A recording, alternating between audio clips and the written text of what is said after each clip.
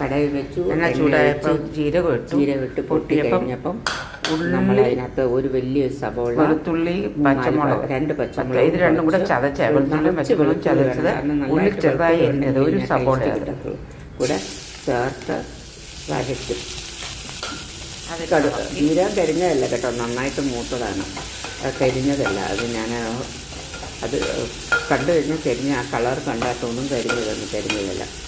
അപ്പം അതിനകത്തോട്ട് നമ്മൾ ചേർക്കാൻ പോകുന്നത് ഒരു തരി ഉപ്പൂടെ ചേർക്കണം. ഉപ്പ് ഇടുമ്പോൾ സൂക്ഷിക്കണം, കാരണം ഗ്രീൻ ലീഫ് വെജിറ്റബിൾസിൽ ഒത്തിരി ഉള്ളതുകൊണ്ട് ഇത്രയും പീസ് ഇടാം.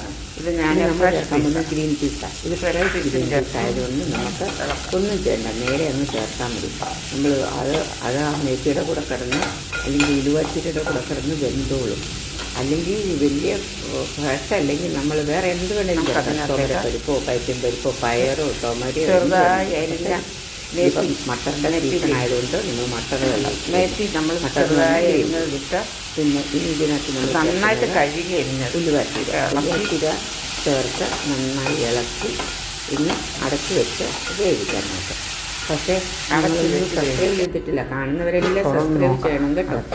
പിന്നെ ഇനി തുറന്ന് വെന്തിട്ടില്ല, നന്നായിട്ട് വെന്തിട്ടുണ്ടെങ്കിൽ വെള്ളം ഇറങ്ങും. ഒരു വട്ടം കൂടെ നമുക്ക് വേണം എടുക്കാൻ, നമുക്ക് വേവിക്കാം. സബ്സ്ക്രൈബ് ചെയ്തോട്ടോ, ഒരു വട്ടം കൂടെ അടച്ചു വെച്ചു ഞാൻ. സബ്സ്ക്രൈബ് ചെയ്തിട്ടില്ലാത്തവരെല്ലാവരും ഒന്ന് സബ്സ്ക്രൈബ് ചെയ്യുക. ആപ്പാടെ എനിക്ക് കുറച്ച് ആൾക്കാരേ ഉള്ളൂ സബ്സ്ക്രിപ്ഷനുള്ളത്.